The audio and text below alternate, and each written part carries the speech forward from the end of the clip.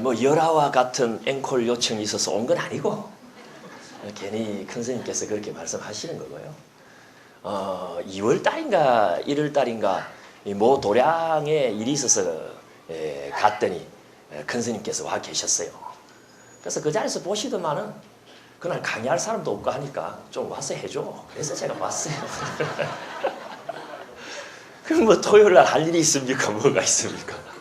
학교도 구경할 거 해갖고, 아니, 그때 그러셨지 않습니까, 선생님? 그래가지고, 그럼 뭐 가죠. 이래갖고 이제 오늘 온 거지. 무슨 뭐 열화와 같은, 그건 뭐 가당치가 않다. 그렇게 생각합니다.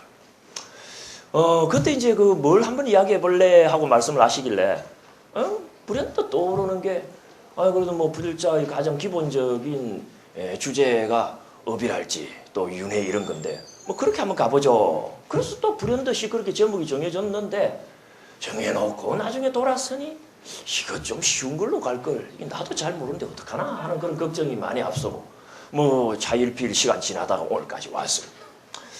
그래서 뭐 다들 알다시피 업에 대해서 모르는 사람이 없다 할 정도로 유명한 불교의 주제가 업입니다. 또 불자 하면 윤회라고 하는 이런 부처님의 교의에 대해서 안 들어본 사람이 없을 정도로 그것 또한 또 유명해요. 이렇게 이제 유명한 이야기일수록 오류가 많은 법입니다, 원래. 많이들 회자하는 이야기고 많이들 나누는 이야기일수록 정확도가 또 떨어지는 것들이 많습니다. 돌아다니다 보면은 군더더기도 붙고 또 오염도 되고 뭐 그런 거겠죠. 그래서 저는 우선 오늘 그 업과 윤회, 특히 이제 그 시작이 업이기 때문에 이 업이라고 하는 주제부터 출발을 함에 있어서 우리들이 이 주제와 관련하여서 일반적으로 가지고 있는 몇 가지 오해부터 먼저 좀 불식을 해야 되겠다 하는 생각을 가집니다. 뭐 다들 아시겠습니다만 부처님 그런 말씀을 하셨죠. 하얀 천이 물들이기 좋다. 그래서 그 출가를 할 때도 일반 제가자가 출가를 할 때는 부처님 당시에는 부처님께서 오라 비구요, 에히 비쿠 하면서 바로 받아주셨어요. 근데 이제 외도 수행자들이 출가를 할 때는 4개월 동안 행자 생활을 시키고 스님들이 괜찮은데요 부처님 하면은 출가를 시켜줍니다.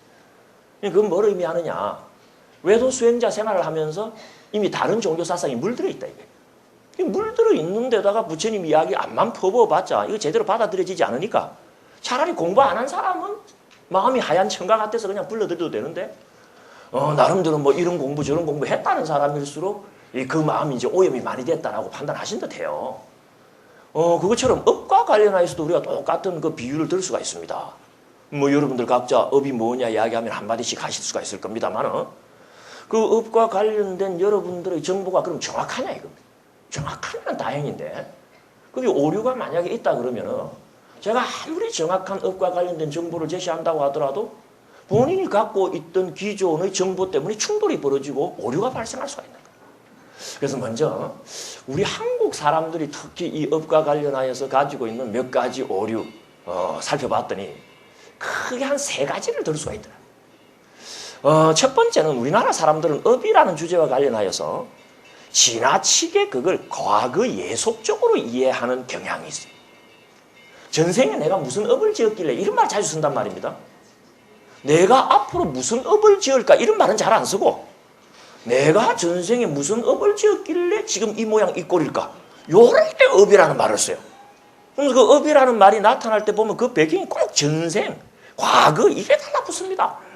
요게 사실은 부처님의 업의 가르침에 있어서는 믿습니다. 이게 우리 부처님은 미래지향적인 차원에서 업의 가르침을 배우셨지 과거에 자기를 묶어두라고 업을 쓰라신 게 아니거든요. 근데 우리가 말을 그렇게 쓰다 보니까 자기도 모르게 업하면 과거, 그리고 과거에 묶여있는 그런 과거 예속적인 입장에서 업을 받아들이고 있는 거예요. 그래서 먼저 이제 업에 대한 이야기가 되었던, 윤회에 대한 이야기가 되었던 그런 과거 예속적인 분위기 속에서 우리가 업에 대한 이야기를 그동안 해왔다는 것을 한번 꼭 짚고 반성을 좀 해야 된다. 이렇게 생각합니다. 우리 부처님의 업의 가르침은 과거 예속적인 가르침이 아니고 미래지향적인 가르침이다. 너희 미래를 활기차게 열어나가라는 차원에서 이 까르마의 이론, 이 까르마 와다를 설하신 것이지 너희 과거에 너를 묶어두라고 하는 그런 무거운 짐을 지우려고 이 가르침을 설하신 게 아니다라는 걸 분명히 알아야 돼. 근데 이 말이라는 게 무섭거든요. 응? 참 물보다 진한 것은 피다 그러지만 피보다 진한 게 말입니다. 그러니까 사람은 그 사람이 갖고 있는 피로 결정되는 게 아니고 그 사람이 하는 말로 결정이 되는 거예요. 그 사람이 어떤 말을 쓰느냐에 따라서 그 사람이 그 사람인 건데, 우리나라 사람들은 톡 하면 내가 전생에 무슨 업을 지었지 하면서 업 이야기를 할 때마다 과거에다가 묶어두므로 해갖고 본의 아니게 부처님의 업의 정신이 훼손되고 있다는 거. 이걸 먼저 좀 지적을 하고 싶어요. 이야기 들으시면 좀 공감되는 부분이 있죠.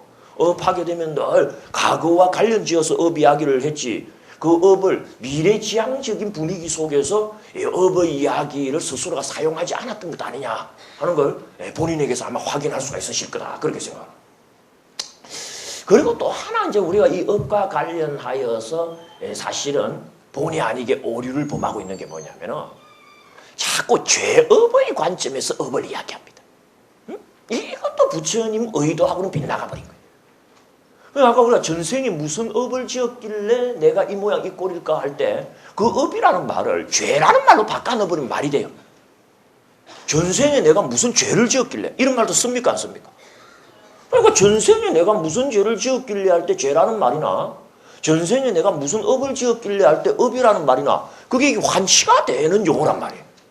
그럼 우리나라 사람들이 생각할 때 업이라는 말에는 기본적으로 어떤 뜻이 들어있다? 죄업의 의미가 거기에 깊게 깔려있다는 거예요. 근데 이것도 믿습니다. 우리 부처님께서 우리에게 업의 가르침을 설하실 때는 복업을 지으라고 설하신 가르침이지 죄업에 너 스스로를 침몰시키라고 설하신 게 아니란 말이에요. 업에도 죄업도 있습니다. 악업도 있어요.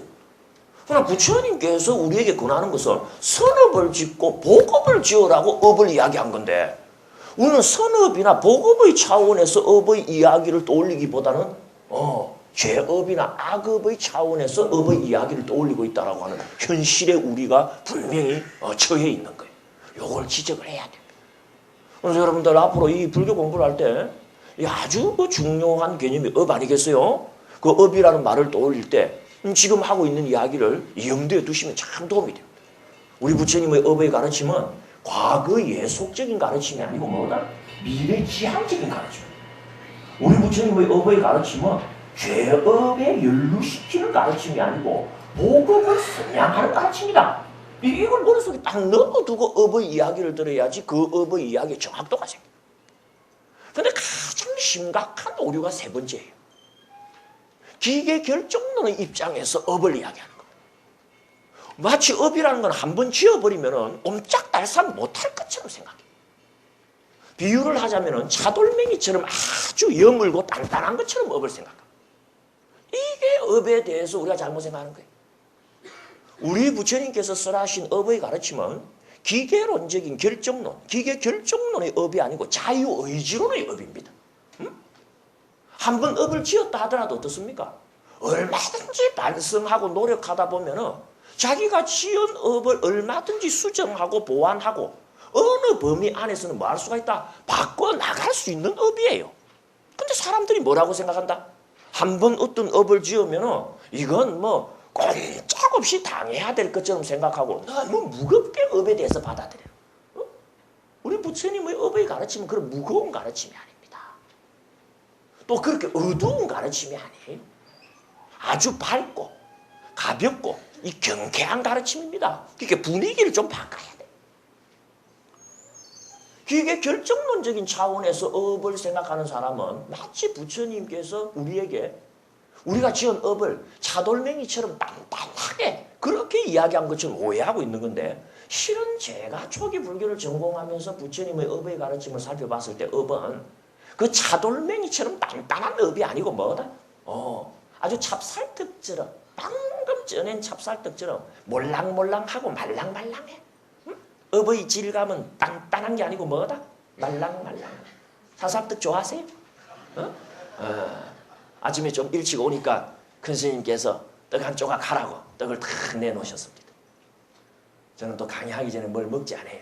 그래서 이 모양 이 꼴이 되고 말았습니다만, 그 떡은 말랑말랑했는지 단단하게 굳었는지는 모르겠습니다만, 그건 시루떡 계통이어서 또 질감이 다르죠. 찹쌀떡 얼마나 부드러워요. 업은 굵고 찹쌀떡처럼 부드러운 게 업이다라고 생각을 해야 되지. 저 강변에 있는 차돌맹이처럼 단단해가지고 어떻게 해볼 도리가 없는 그런 게 업이 아니다라고 하는 걸 명심해.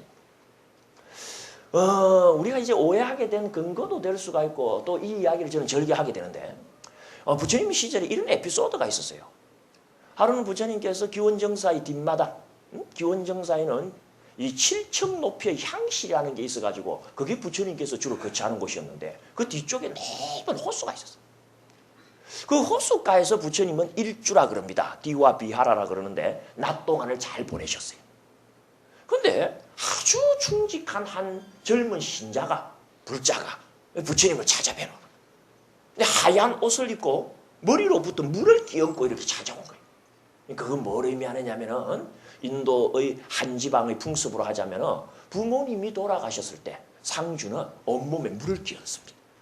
그러니까 이제 부처님께서 이게 딱 보니까 아 집안에 어른이 돌아가셨구나 한 걸 직감한 거예요. 잘 아는 신자고 하니까 그래 젊은이여 집안에 어른이 돌아가신 모양이지 참으로 안타까운 일이로다 하고 이렇게 위로의 말씀을 건넵니다. 그러자 그 젊은이가 부처님께 삼배를 올리더니 느닷없이 하는 말이 뭐냐. 부처님 태어난 사람이 죽는 것은 당연한 이치라는 거 부처님께 배워갑니다. 그런데 오늘 여쭐 말씀이 있고 부탁드릴 말씀이 있어서 이렇게 왔습니다. 그래. 뭐 이야기해봐라 그랬더니 저희 부모님께서 돌아가셨는데 저희 아버님 좀 좋은 곳으로 좀 천도 좀 시켜주십시오 하고 온 거예요. 우리 천도제 합니까 안 합니까? 천도제 뭐예요? 인연 있는 조상들이 돌아가시면 이왕이면 좀 좋은 곳에 재생하게 하려고 취하는 조처가 일종의 천도제죠. 그 젊은이가 와갖고 부처님 우리 아버지 좀 좋은 곳에 나게 해주십시오. 제 부탁은 그겁니다 하고 이렇게 온 거예요. 그러니까 부처님께서 그 젊은이를 보고 젊은이요 내가 좋은 곳에 나게 하면은 너희 부친께서 좋은 곳에 날 수 있다고 믿느냐 하고 그렇게 대물으셔요. 그러니까 이제 젊은이가 답을 합니다. 아 저는 믿어 의심치 않습니다. 너 무슨 근거로 내가 너희 아버지를 좋은 곳으로 보낼 수 있고 좋은 곳으로 천도시킬 수 있다고 생각하느냐 하고 부처님께서 대물으시니까 이 젊은이 하는 말이 가관이에요. 일찍이 부처님께서는 불사의 법을 터득하셨고 천상과 인간을 자유자재로 왕래하신다고 하셨으니 부처님께서 마음만 먹고 조처를 취하면 저희 선친이 반드시 그 영가가 좋은 곳에 저는 재생할 수 있다고 믿어 의심치 않습니다. 좀 좋은 곳에 보내주십시오 하고 이렇게 부탁을 하는 거예요. 그러니까 부처님께서 물끄러미 쳐다보시더만 좋다 그러면 한번 해보자 그래. 그래갖고는 이제 준비물을 좀 내가 이야기할 테니까 준비를 좀 해오라 그래. 예, 이제 적어요. 그러니까 준비물이 뭐냐 했더만은 긴 막대기를 하나 사가지고 오고 다음에 한 대박 분량의 항아리를 2개를 사가지고 오고 그리고 한 대박 분량의 자갈과 한 대박 분량의 버터를 사가지고 오더라. 이 부처님의 천도용 재료입니다. 적으세요 그런 거는. 여러분들도 언제 할 줄 모르잖아요. 돈도 얼마 들도 안 해. 뭐 준비하라 그랬어요. 응? 긴 막대기. 그 다음에 한 대박 정도 담을 수 있는 항아리. 한 대박이 아니지. 제법 큰 항아리지. 말 잘못했어요. 항아리를 2개를 준비해오고 한 대박 분량의 자갈과 한 대박 분량의 뭐다? 버터를 줘. 아이 그게 뭐 어렵습니까? 당장 가서 준비를 해온 거야. 그런데 떡 준비를 해와가지고 준비가 다 됐습니다 하니까 그러면 아까 그 호숫가로 가자. 그래 이제 잔잔한 호수 맑은 호수 밑에 바닥까지 다 보인단 말이야. 그러면 항아리 하나에다가 자갈을 집어넣으라. 자갈을 딱 집어넣어. 띄워라. 항아리가 제법 크니까 부력에 의해서 뜨지 않습니까? 배가 뜨는 이치로. 이제 항아리를 갖다가 호수에다 밀어넣습니다. 그러니까 균형을 잡고 둥둥둥 떠내려간다. 어느 정도 떠내려가자 긴 막대기로 저 항아리를 부셔버려라 그럽니다. 그러니까 그 막대기를 들어갖고 항아리를 내려쳤죠. 쳐니까 어떡합니까? 짝짝짝 부서지면서 자갈이랑 사금파리가 깔아앉아. 어느 한 뒤에 부처님께서는 항아리 하나에다 이번엔 버터를 집어넣으라. 다시 이제 버터를 집어넣었어요. 버터를 집어넣고 또 띄우라 그래. 그럼 뭐 자갈 집어넣어갖고 뜬 항아리가 버터 집어넣는데 안 뜨겠어요? 이제 띄워서 이렇게 가는데 또 부숴버리라고. 그래서 또 탁 부셔버렸어. 그러니까 이번에는 어떡합니까? 항아리는 깨지는데 버터는 이렇게 이제 떠오르죠. 젊은이가 이걸 보고 얼굴에 환한 미소가 생깁니다. 근데 이제 우리가 불교 경전을 보면 정전 자료가 있고 주석서 자료가 있습니다.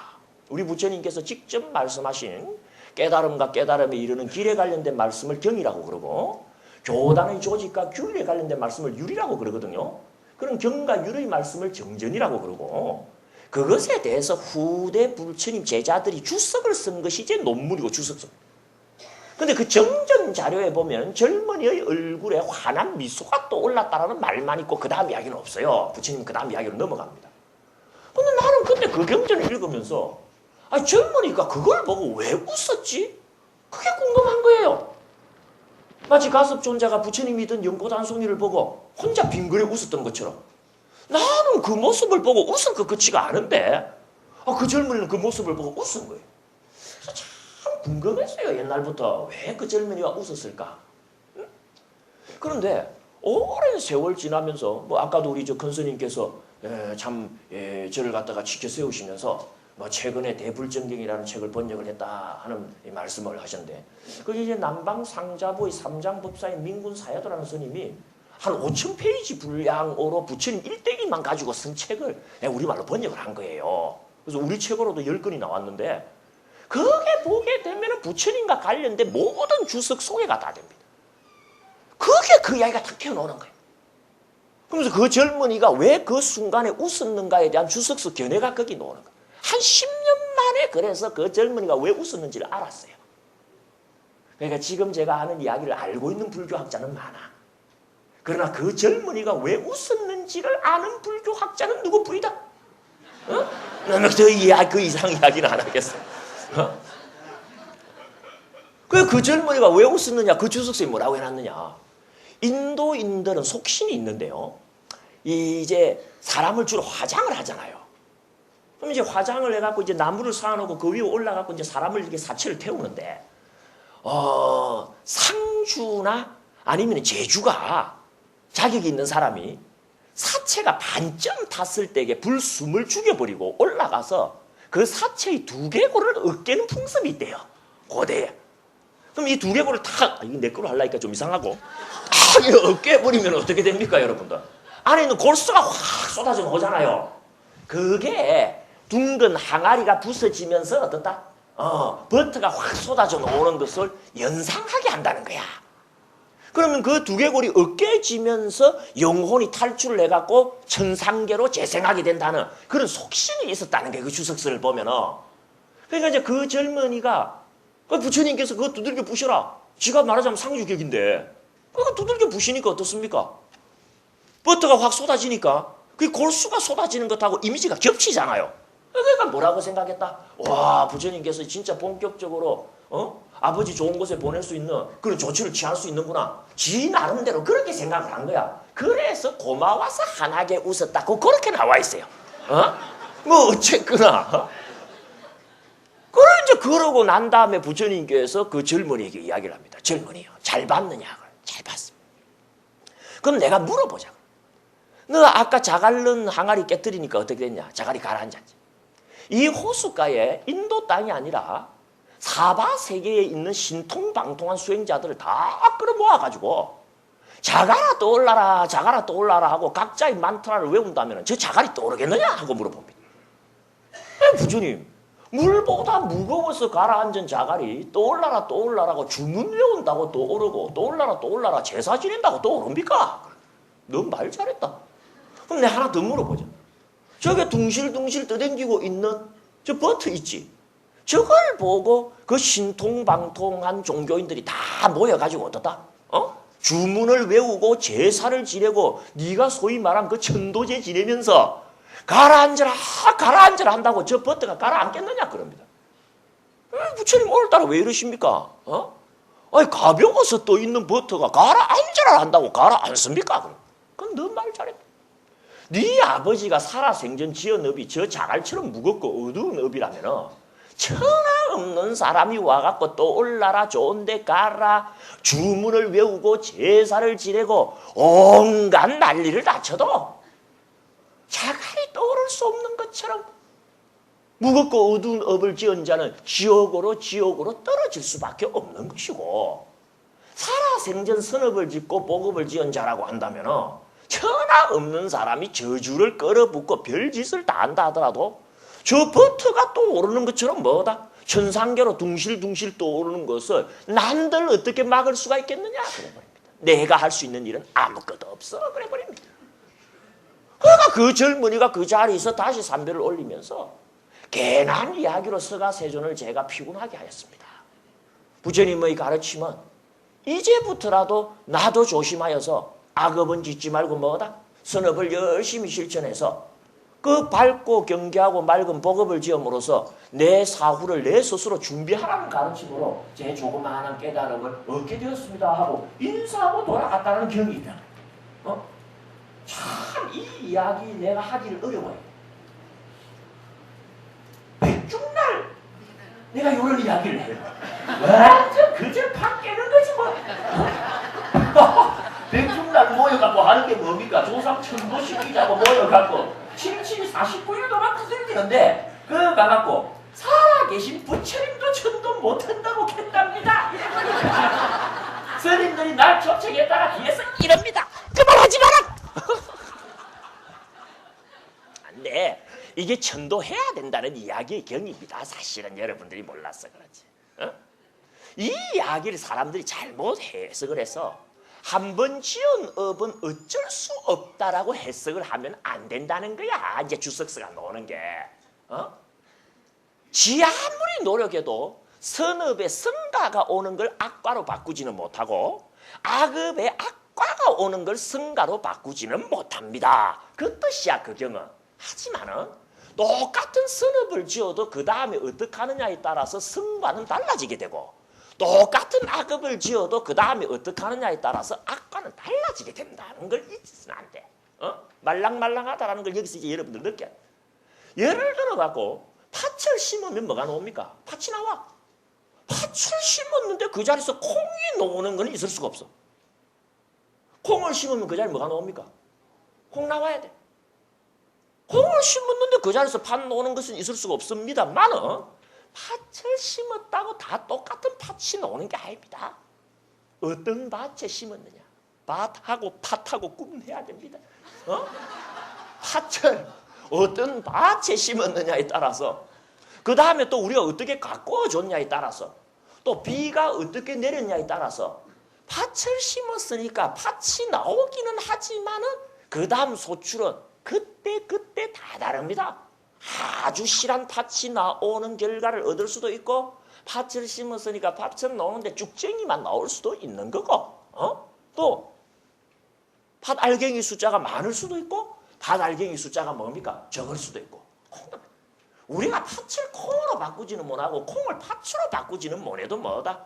똑같은 팥이라고 하더라도 결과로서 얻는 팥에는 우리의 노력이 가해질 수 있고 우리의 노력 여하에 따라서 뭐다? 달라질 수 있다.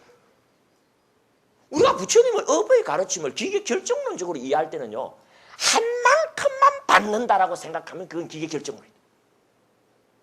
내가 이 나쁜 짓을 했으니까 난 끝났다고 생각하면 기계 결정론이다. 그게 아니라는 거야 부처님은. 네가 설혹 과거에 실수를 해갖고 어떤 악업을 지었다 하더라도 내가 악업을 지었으니까 나는 이제 끝났다라고 생각하면 그건 내 가르침이 아니다. 아무리 나쁜 걸 심었다고 하더라도 어떻습니까? 열심히 가꾸다 보면은 좋은 걸 심은 만큼은 안 될 줄 모르지만은 그래도 견딜만해진다. 아무리 악업을 지었더라도 어떻습니까? 그 뒤에 악업에 대해서 참회하고 노력하면서 그 악업에 대하여 자기 스스로의 반성의 노력을 집요하게 기울여져 나가면은 그 악업이 불러들일 결과가 어떻다? 턱없이 줄어들고 감당할 만큼 될 수가 있다는 거야. 그렇게 말랑말랑한 게 업입니다. 이거 우리가 명심을 해야 돼. 한 번 지으면 끝난다. 그거는 아닌 거예요. 그래서 이런 부처님의 업의 이론을 자유의지론에 입각한 업이라 그럽니다. 비록 한 번 지은 업이 있다 하더라도 어떻다? 그 업의 결과에 너무 목맬 필요 없다. 나쁜 업을 지었으면 어떻다? 그 나쁜 업을 어떻게든 수정하고 보완하기 위하여 적극적으로 노력을 기울여라라는 뜻에서 부처님은 업의 가르침을 설하신 것이지 너 한 번 나쁜 업 지었으니까 이제 끝났어. 이렇게 우리를 급박하려고 업의 가르침을 설한 게 아니라는 것을 여러분들이 명심을 해야 돼. 우리 뭐 지금까지 살면서 뭐 다 잘 살았습니까? 못 산 것도 있고 후회스러운 것도 있죠. 부처님 전에 와서 툭툭 트시고 이제 다시 그런 후회스러운 짓은 안 할랍니다라고 마음먹고 후회스러운 짓 이제 안 하면 뭡니까? 지은 업을 없애지는 못해도 감당할 만하기는 된단 말이야. 그런 부처님의 가르침이 뭐다? 이제 업의가.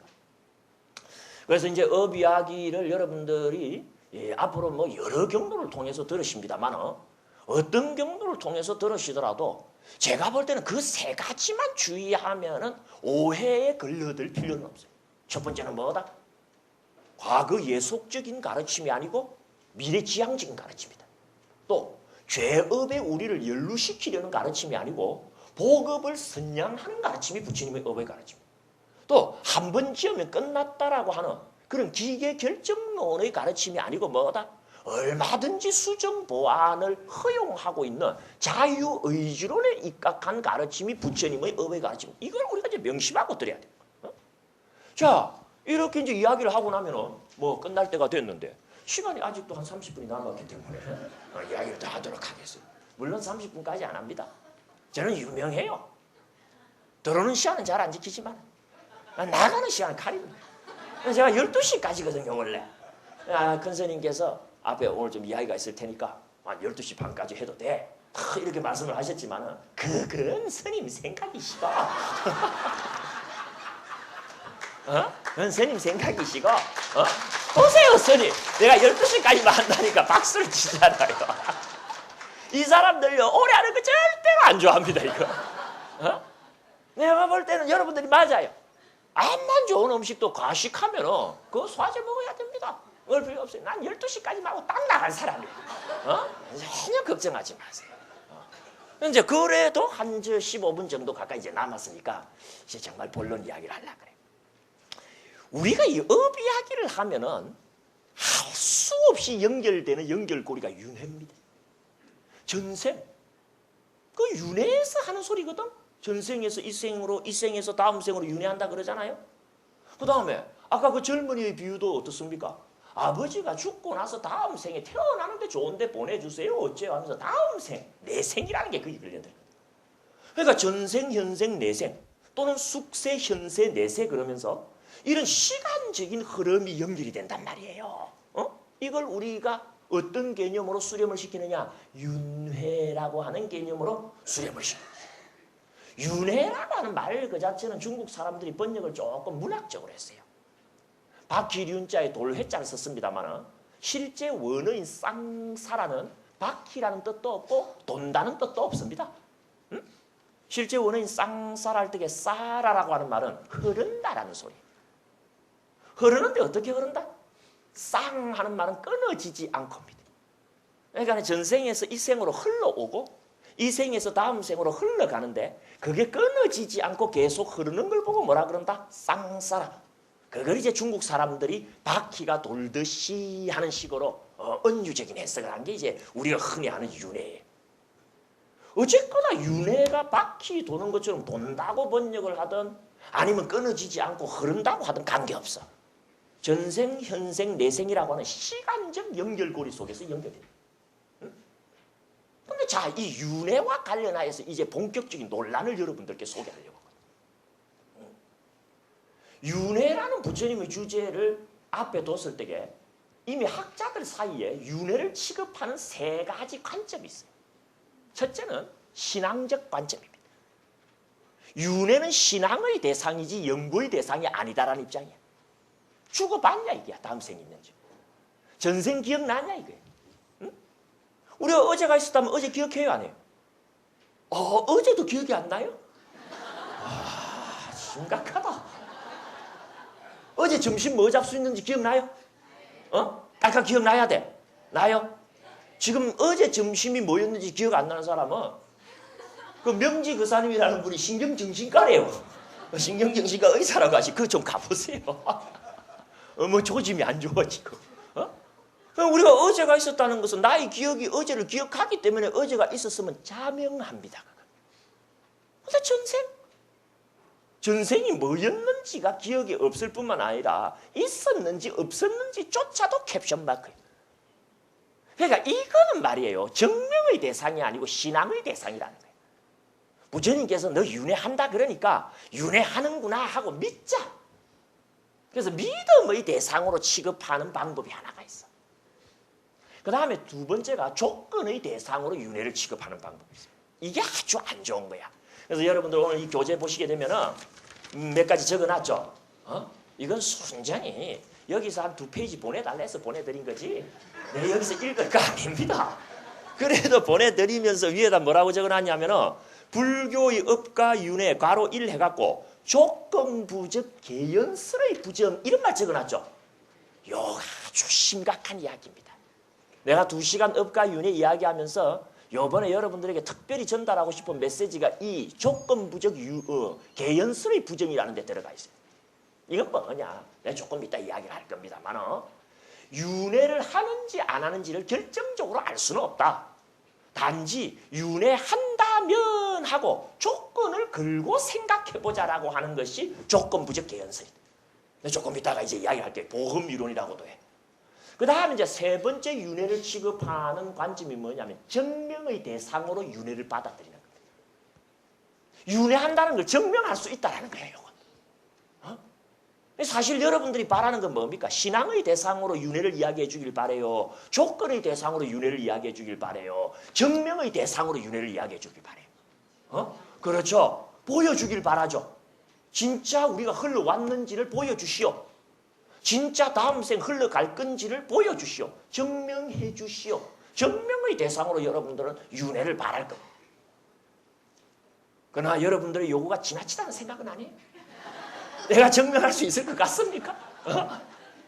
내 코가 석자예요 지금. 뭘 여러분들한테 증명을 해드립니까? 하지만은 여러분들의 요구는 분명 업과 윤회하면 진짜 윤회 그거 하는 거야 마는 거야 하는 그런 의혹의 눈초리가 있는 게 사실이란 말이에요.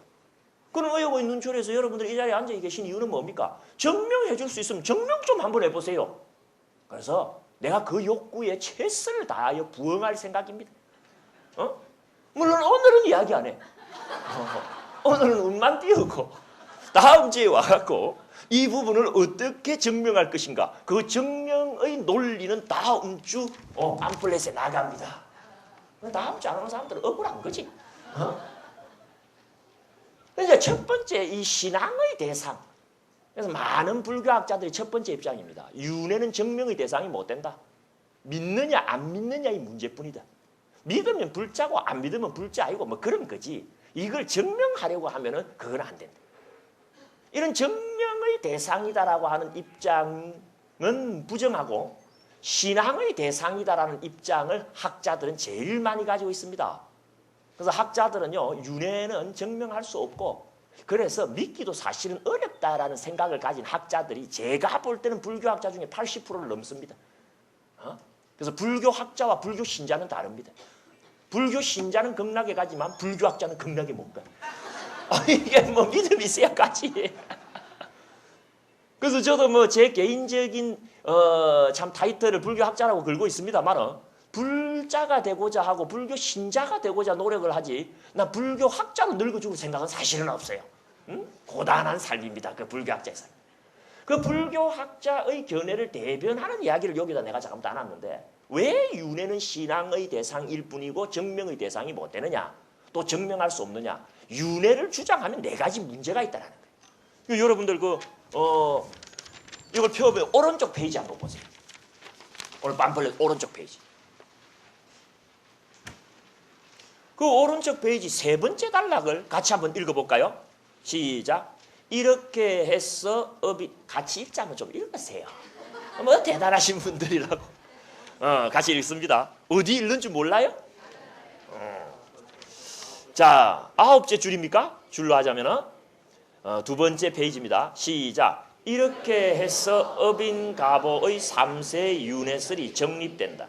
그런데 이처럼 윤회의 개념을 도입하고 나면 여러 가지 논점이 따라 일어난다. 첫째, 초기 불교 내의 교설인 무아설과 윤회설의 조화가 문제된다. 둘째, 생사의 교차 순간의 존재 양태가 난해하다. 셋째, 전생 또는 숙세의 기억이 전혀 남아있지 않음도 한 번쯤 생각해 봐야 한다.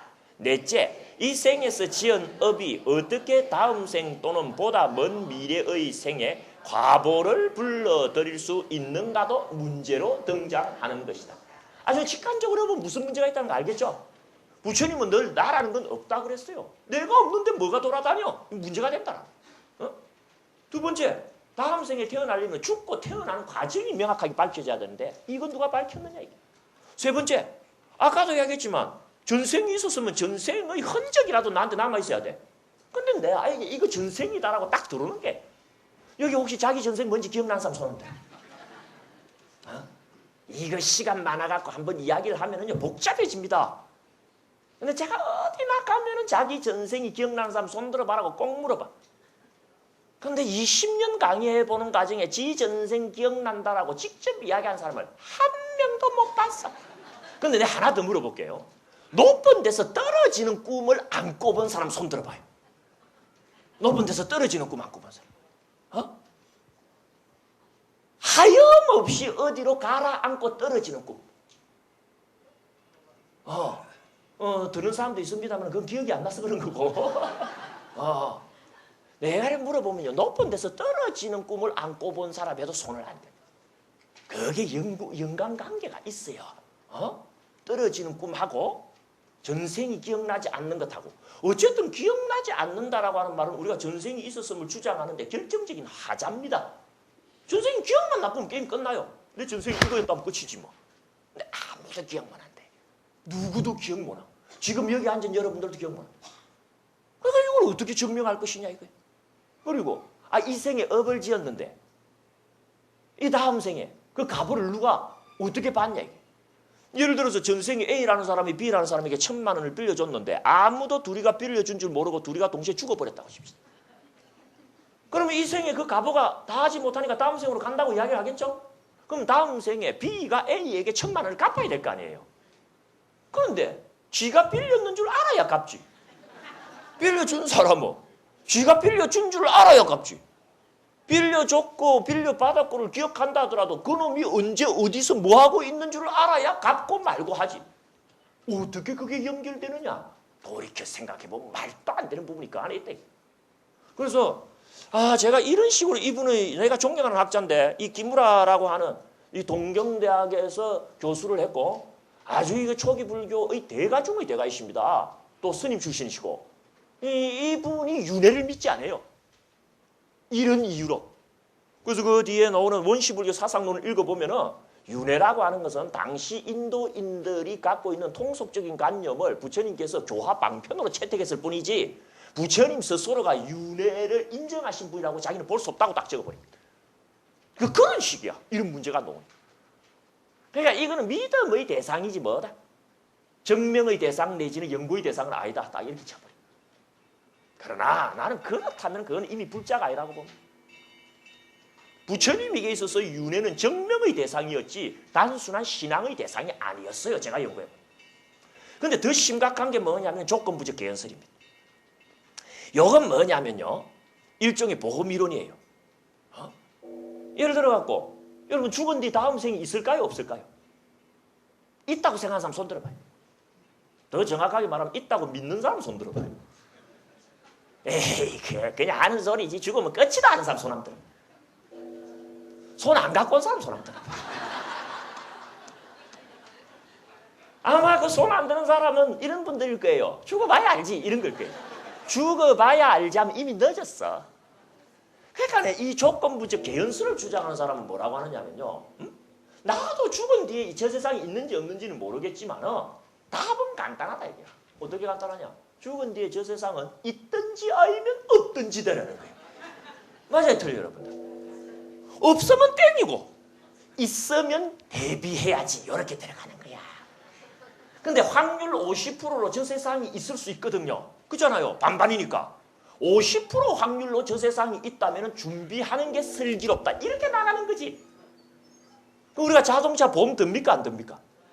사고 반드시 100% 납니까? 안 납니까? 아니야. 10% 20%밖에 안 나도 날 때를 대비해서 보험을 드는 것처럼 있는지 없는지 확정은 안 돼 있지만 확률 50%로 저 세상이 있다라고 추측이 되는 한에는 그 조건을 걸어갖고 대비하는 게 낫다. 이렇게 들어가는 걸 보고 조건부적 개연설이라 그런다. 쓰야도와다라 그래요. 그럴싸해요? 안 그럴싸해요? 그죠? 50%로 있을 만하면 준비하는 게 낫죠? 그게 저 서양에 가면 칸트의 실천적 비판을 이야기할 때에 칸트가 사용하는 방법이기도 합니다. 그런데 부처님의 윤회의 이론이 조건부적 개연설이라고 생각하면 큰 거다지. 부처님은 조건 거시는 분 아닙니다. 이거면 이거고 아니면 아니지. 만약 이렇다면 이렇게 하자. 그런 논법을 구사한 당시 육사외도가 자이나 교도들입니다. 네가 안타 나타 부타해. 자이나 교도는 그렇게 합니다. 태초에 우리가 있었다면은 없었다면은 조건을 걸지. if 조건을 걸어. 야디 조건을 건다고. 응? 인도 말로는 뭐뭐라면을 야디 또는 사책을 해요. 근데 부처님은 가정에 입각해서 우리를 교화하신 분이 아닙니다. 확정된 것에만 입각해서 우리를 교화하신 분이에요. 그럼 부처님께서 윤회를 우리에게 가르치실 때는 윤회가 그분에게 있어서는 뭐가 된 거다? 확정된 사실인 거예요. 뭐 종은 때려도 계속 하라는 이야기가 있었어요. 조건부적 개연설이 뭐가 문제냐면요. 조건부적 개연설을 받아들이면 어느 종교도 다 옳고 그름을 구분할 수 없게 됩니다. 기독교도 조건부적 개연설을 쓸 수 있어. 만약에 신이 있다면 이러고 걸고 들어오면 돼. 어? 우리 신 같은 건 없다라고 생각하려고 그래요. 아까 우리 근스님께서도 어떻습니까? 저 사고를 보니까 신이 있다면 최봉수보다 더 나쁜 놈이다. 아까도 그렇게 이상하게 이야기하셨어요. 우리가 신이 있냐 없냐는 물으면서 항상 하는 소리가 뭐냐? 신이 있으면 증거내봐라 그럽니다. 그러나 신이 있다는 증거를 내놓지 못했다는 것은 신이 없음을 증명한 게 아닙니다. 신이 있음을 증명하지 못했을 뿐이지. 그러니까 기독교도 조건부적 개연설을 씁니다. 어떻게? 신은 있든지 아니면 없든지다. 만약에 없으면 땡이야. 그러나 있다면 조심해라. 딱 이렇게 들어가는 거예요. 그래 안 그래 여러분들? 우리 있다 없다 확정 못 지어요. 50%는 신이 있다 없다? 50%는 있단 말이야. 그러면 조심하는 거죠. 그러니까 이왕이면 불교도 믿고 기독교도 믿고 다 믿어요. 윤회도 믿어갖고 준비하고 기독교도 믿어갖고 신한테도 헌금 좀 하고 그러면 이게 참인지 저게 참인지를 어떻게 구분하냐 이거야. 조건부적 윤회설, 조건부적 개연설은 모든 철학의 죽음입니다. 그러니까 조건을 걸어가지고 윤회를 한다 안 한다 이야기할 수도 없는 거예요. 그러면 증명의 대상으로 윤회를 이야기를 해야지. 윤회한다라고 결정 지을 수 있는 근거를 잡아와야 돼. 아시겠죠? 뭘 아시겠어요? 오늘 이야기는 끝났어요. 다음 주에 오세요. 이게 윤회의 증거다라고 내가 잡아드릴 테니까. 기대하고 고대하세요. 개봉 박두현. 오늘 이야기를 여기서 끝나겠습니다.